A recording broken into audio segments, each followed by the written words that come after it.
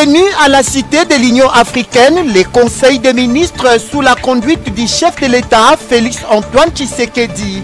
La situation sécuritaire de la partie est de la République démocratique du Congo au menu des échanges. Le ministre des Communications et Médias, porte-parole du gouvernement Patrick Muyaya Katembwe, fait le point au sujet. L'amélioration d'identification des motocyclistes et la lutte contre l'insécurité dans la ville-province de Kinshasa, objet essentiel du message du ministre provincial des Transports Bob Amisso auprès des motocyclistes. Principaux titres à la une de ce journal de samedi 22 février 2025 sur Canal King Télévision, présenté par Jojo Mutombo. Mesdames, Mesdemoiselles et Messieurs, bonsoir. Ravi de vous retrouver ce samedi 22 février dans le cadre de la grande édition du journal télévisé sur Canal King Télévision. Comme annoncé au sommaire, il s'est tenu hier vendredi 21 février à la Cité de l'Union africaine la réunion du Conseil des ministres qui a été présidée par le chef de l'État Félix Antoine Tshisekedi Tshilombo. Suivant ici Patrick Muyaya, ministre de la Communication et Médias, porte-parole du gouvernement qui fait les comptes rendus. Au deuxième chapitre du Conseil de ministres de ce jour, relatif au point d'information, prenant la parole la vice-ministre de l'Intérieur, représentant le vice-premier ministre en mission, a présenté au Conseil le rapport sur l'état de l'administration du territoire. L'état d'esprit de la population a été marqué notamment par l'approbation d'une frange importante de la population des efforts déployés par le président de la République sur les fronts diplomatiques, des exactions et des exécutions sommaires sur le civil par les terroristes du RDF M23 dans les villes de Goma et de Bukavu, mais aussi dans les localités environnantes. Le vice-premier ministre, ministre de l'Intérieur, a aussi fait mention de la détérioration de la situation des droits de l'homme dans les provinces du Nord et du Sud Kivu du fait des agissements de l'armée rwandaise et de ses supplétifs. Il a noté que des sanctions ciblées des États-Unis contre le général James Kabarebe et le porte-parole du M23 ont été prises à cause du rôle central qui joue dans la guerre d'agression en République démocratique du Congo ayant coûté la vie à plus de 3000 personnes à Goma. En ce qui concerne le banditisme et la criminalité, il a rassuré le Conseil de la poursuite de l'opération Ndobo à Kinshasa et dans d'autres villes. S'agissant de la problématique des embouteillages dans la ville-province de Kinshasa, la réunion d'évaluation entre ministères et services concernés a décidé dans un premier temps de la suspension de la mesure de circulation alternée à partir du lundi 24 février 2025. La Commission nationale de prévention routière et les commissariats provinciaux de la police de Kinshasa ont été chargés de proposer des mesures adéquates après les travaux d'inspection routière prévus le dimanche 23 février afin de préserver la fluidité du trafic routier dans quelques axes de la ville-province de Kinshasa. Toujours sur ces chapitres sécuritaires, le vice-premier ministre, ministre de la Défense, représenté par le vice-premier ministre, ministre de l'Économie nationale, a informé les membres du Conseil des détails de la situation opérationnelle et sécuritaire dans les deux provinces précitées, mais aussi en Ituri et dans les opérations qui continuent dans la périphérie de la ville-province de Kinshasa. Parlons situation sécuritaire à l'est de la République démocratique du Congo. André Flao, ancien président de l'Assemblée nationale belge et ancien ministre de la Défense belge, condamne haut et fort le président rwandais Paul Kagame pour les crimes commis à l'est de la République démocratique du Congo. Il a, au cours d'un point de presse tenu récemment, interpellé la communauté internationale au sujet de la crise sécuritaire que traverse actuellement la République démocratique du Congo. Suivez. Qu'est-ce que nous avons fait? Ce qui me fait mal, c'est quand j'entends dire sur les réseaux que la Belgique ne bouge pas. Alors, qu'avons-nous fait jusqu'à présent? D'abord, témoigner. Témoigner de ce que l'on voit. Témoigner de ce que le Congo a fait dans sa transformation. Et c'est vrai qu'on a beaucoup critiqué le président actuel d'avoir parcouru le monde. Mais finalement, il a remis le Congo sur la carte en expliquant que le Congo était finalement le poumon de la Terre et l'avenir de la planète. Même chose en ce qui concerne l'Amérique du Sud, où finalement on ignore. Les Occidentaux que nous sommes font du nombrilisme. En Belgique, on se préoccupe essentiellement de ce qui va se passer en Ukraine. On a été très prompt à prendre des sanctions contre la Russie. On a été un peu moins rapide pour réagir face à l'invasion de Gaza par Israël. Et il y a des parallélismes. Quand vous critiquez aujourd'hui le gouvernement israélien, eh bien effectivement vous traitez d'antisémite. Or vous critiquez un gouvernement qui nie, fasciste, qui nie effectivement le droit international. Alors, Poutine, il ne peut pas le faire, Netanyahou peut le faire. Et en ce qui concerne Kagame, c'est la même chose. Il est sourd à tout ce qui se passe. Il y a une négation des organisations internationales où il faut être présent. Ne commettez pas l'erreur de quitter la francophonie. Parce que la France est là. Vous avez vu ce que Kagame a fait. Il a quitté la francophonie, mais il a fait désigner la secrétaire générale de la francophonie. Donc, occupez le terrain. Faites-vous respecter. Et nous sommes là aussi pour épauler. Nous sommes aussi dans cette francophonie. Alors, qu'avons-nous fait ici, peut-être de façon discrète? Il fallait mobiliser les parlementaires. Ça a été fait. Dénonçant les exactions graves en répétition commises par le rebelle du M23 AFC dans la cité de Massissi Centre au nord Kivu, l'organisation médicale internationale Médecins sans frontières a appelé au respect du droit humanitaire. C'est un élément signé Clavier et Yaladiako. L'organisation médicale internationale Médecins sans frontières MSF fustige le non-respect du droit humanitaire à Massissi Centre au nord Kivu, contrôlé par les rebelles de la coalition 1-23 AFC. Dans son communiqué, Médecins sans frontières rapporte que depuis janvier 2025, de nombreux incidents graves ont affecté la base MSF, l'hôpital général et leur environnement immédiat. Des civils et employés de l'ONG MSF ont été grièvement blessés après avoir essuyé des tirs. Dénonçant ces incidents violents à répétition, les équipes de Médecins sans frontières appellent les belligérants à protéger les structures humanitaires et sanitaires et à assurer la sécurité des patients, du personnel médical et humanitaire. Au vu de la situation sur place et de la répétition des exactions affectant la mission médicale et humanitaire à Massissi Centre, MSF entend évaluer et adapter sa présence et ses activités dans cette zone où la population fait face à des besoins médicaux et humanitaires massifs. Vous avez reconnu la voix de Mario Ambongo et non Clavier et Yaladiako. Sachez que le rebelle du M23 AFC commettent des actes de vandalisme dans les provinces du Nord et Sud Kivu. Hier vendredi 21 février 2025, ils ont incendié la résidence d'un paisible citoyen à Bukavu. Face aux actes de violence qu'ils ne cessent de poser dans cette partie de la République démocratique du Congo, la population du Nord et du Sud Kivu sollicite l'implication totale du gouvernement. Suivez. Les terroristes du RDF 1-23 ciblent un défenseur infatigable de la République démocratique du Congo et un notable Hutu. La résidence de maître Jean-Paul Sergui Obé, brillant avocat et défenseur de la cause congolaise, a été réduite en cendres par les forces rwandaises qui opèrent en toute impunité en RDC. Cette attaque odieuse vise non seulement un pilier de la justice, mais aussi un notable de la communauté Hutu, doublement ciblé pour son engagement et son appartenance ethnique. La communauté internationale est appelée à réagir face à cette escalade de vie. Parlons autre chose à présent.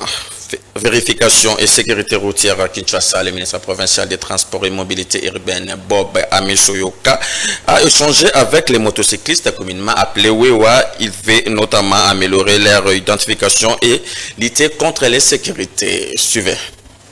Donc, le premier point était basé sur la situation sécuritaire du pays par rapport aux engins de l'heure et aussi à la maladie qui cause à l'est de notre pays. Alors, l'excellence a essayé un peu de motiver les secteurs des transports. Pourquoi? Nous sommes les usagers de la route. Aujourd'hui, nous sommes infiltrés dans notre secteur. Alors, l'Excellence nous a demandé d'être vigilants, de pouvoir transmettre les informations le plus vite possible, acquis des droits. Et le deuxième point à l'ordre du jour, c'était par rapport aux grilles tarifaires. Les grilles tarifaires, comme vous le savez, aujourd'hui, un motocycliste a un point de départ et un point d'arrivée aléatoire. Alors nous avons essayé un peu de changer avec l'Excellence pour mettre une commission en place afin de créer un grille tarifaire dans le compte des motocyclistes. Et le troisième point à l'ordre du jour, c'était par rapport à l'identification. Vu aussi la situation sécuritaire, nous nous sommes dit on doit savoir qui est sur la moto, qui roule sur la moto, afin que notre secteur puisse avoir de l'ordre. Et nous, étant représentants des motocyclistes, nous faisons appel à tous nos membres pour leur dire que l'heure est grave, nous devons être vigilants, on doit se faire recenser. Au problème des tarifs des motocyclistes, Excellence a présenté aux représentants des motocyclistes dans la ville de Kinshasa que son Excellence, Monsieur le Gouverneur, va prendre un arrêté ce soir créant la commission tarifaire Kantassé. Et les deux parties sont sortis satisfaits par rapport à la réunion d'aujourd'hui. Et nous attendons que la commission tripartite sera installée pour travailler par rapport à la tarif des motocyclistes. Toujours au transport, le président du conseil d'administration des Transco, Jean-Claude Doumbi, a présidé la toute première réunion du conseil d'administration sous l'ère comité Bilambo. C'était le jeudi 20 février au dépôt de cette entreprise publique. Images et commentaires Mario Ambongo. Cette réunion, qui a duré plusieurs heures, a connu la participation du directeur général AI Sylvestre Silva Bilambo Likoui, de son adjointe Madame Solange Kabedi Audra et du directeur de l'audit John Lokombo, tous deux invités pour éclairer le conseil sur la commission chargée de la vente des épaves pilotée par le DGA sortant. Des membres du conseil d'administration, notamment Madame Kaya Ngalula, M. Ngwasi Akilimali et M. Sapinji Christian, y compris le représentant du VPM des transports au conseil d'administration de Transco, M. René Bonganga. Plusieurs questions ont fait l'objet de cette rencontre, notamment la lecture du procès verbal de la réunion extraordinaire du conseil d'administration de Transco du 25 janvier 2025, audition de la commission chargée de la vente des épaves, l'analyse du rapport de l'état des lieux de Transco. Nous avons attrapé avec flagrance et des choses qui étaient tolérées. Nous avons réformé déjà les structures organisationnelles pour canaliser les fonds dans un même ordre d'ordonnancement et de décaissement. Chose qui avait plusieurs centres d'émission des dépenses et de coulage des recettes. Premièrement, c'est là. Et nous avons interpellé tout le personnel sur le changement de mentalité. Plus rien ne sera comme avant. Ils doivent savoir que c'est un établissement public qui est appelé à servir la nation et ne pas à les desservir pour les intérêts mesquins de certains groupes de groupes qui ont pris en otage la société. Voilà, de prime abord, nous refondons l'organisation en revenant sur le standard reconnu de gestion. Au terme de cette réunion, le conseil d'administration a été émerveillé par la qualité du rapport de l'état des lieux fait par le directeur général AI, a déclaré le PCA Doumbi Argan que durant tout le temps qu'il pilote le conseil d'administration, rien de pareil n'avait jamais été fait. Tout en saluant l'accompagnement et l'appui significatif du gouvernement central par le biais de la vice-primature au ministère des Transports, voies de communication et des enclavements, le nouveau patron de Transco a rendu un vivant hommage au chef de l'État Félix Antoine Tshisekedi Tshilombo qui tient à la survie et à la pérennité de cet établissement. Dans un autre registre, pour rendre beaucoup plus salubre la commune de Kinshasa, les habitants de cette municipalité s'estiment heureux de la manière dont on s'exécute les travaux d'assainissement de l'environnement, entretien des routes et curage des caniveaux. Et c'est grâce aux efforts du bourgmestre de la commune, Bienvenue Mbalibi. C'est un élément de Nancy Mianda, Kopar Bola, rendu par Jacques Bossekota. Contrairement aux rumeurs relatives à l'état de dégradation de la commune de Kinshasa sur le plan environnemental et de sa mauvaise gestion, l'équipe de Canal Kin Télévision est descendue sur terrain pour palper les vraies réalités des faits. Quelques habitants trouvés sur place affirment haut et fort que la commune de Kinshasa revêt jour après jour sa plus belle robe datant grâce aux efforts et au dynamisme du bourgmestre Bienvenu Mbalibi Fama. Chaque week-end, y compris les jours ouvrables, Bienvenu Mbalibi ne cesse de poser par son managérial légendaire les gestes significatifs qui assurent sans aucun doute la sécurité, la paix, le mieux vivre de ses administrés ainsi que l'entretien des routes, assainissement des coins et recoins de sa municipalité. La gestion de la commune de Kinshasa à travers les actions concrètes de Bienvenu Mbalibi Fama est applaudie de deux mains par la population.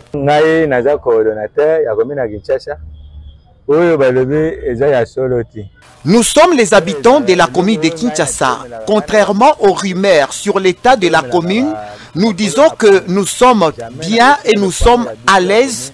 Et nous voyons comment les bourgmestres de la commune Bienvenu Mbalibi travaillent petit à petit et la commune a une autre configuration.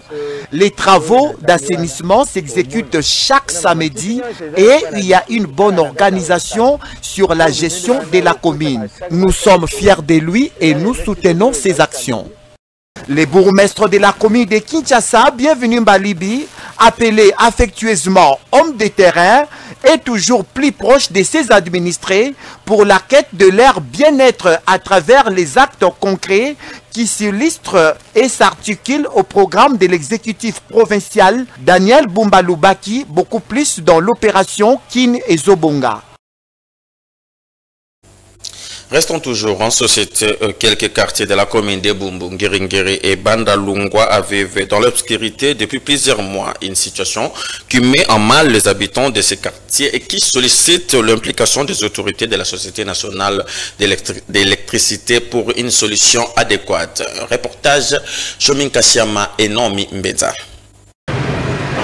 Quelques quartiers de la ville-province de Kinshasa vivent en obscurité. C'est le cas de la commune de Bumbu, Ngiringiri, notamment le quartier Sinkine, situé dans la commune de Bandalungwa. Depuis plusieurs mois, ces déficits en électricité seraient à la base du ralentissement de plusieurs activités commerciales. Une situation semble encore pire et pour cause. Selon les dires de la population, une panne de transfo de la Société nationale d'électricité serait à la base de cette situation. Pour la réparation, semble être jeté dans les oubliettes. Les habitants de ces communes n'ont pas voulu s'exprimer car ils se sentent abandonnés à leur triste sort.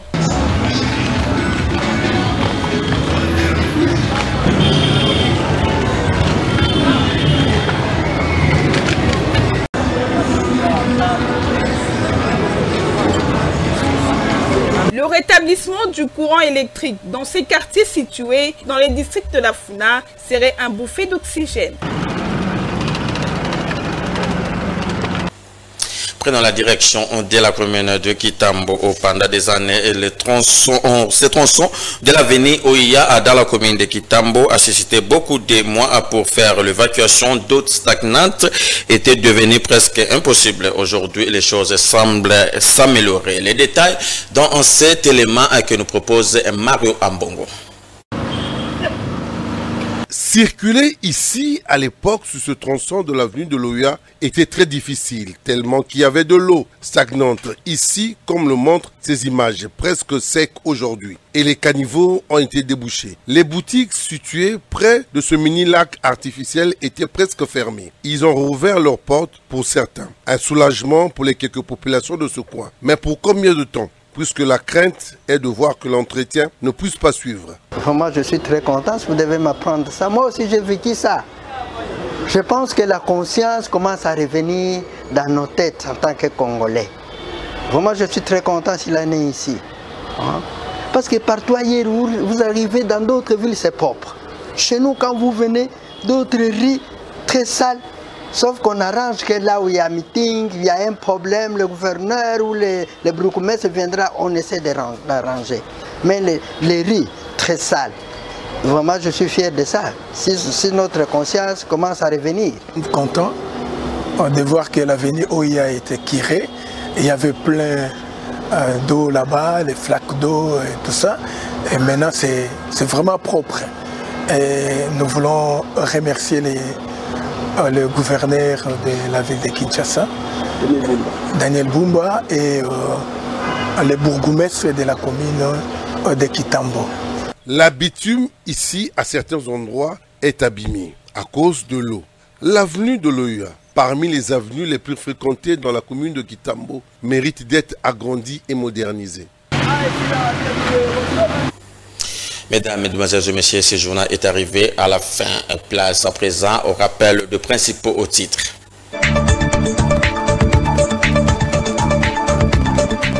Tenu à la Cité de l'Union africaine, les conseils des ministres sous la conduite du chef de l'État, Félix Antoine Tshisekedi.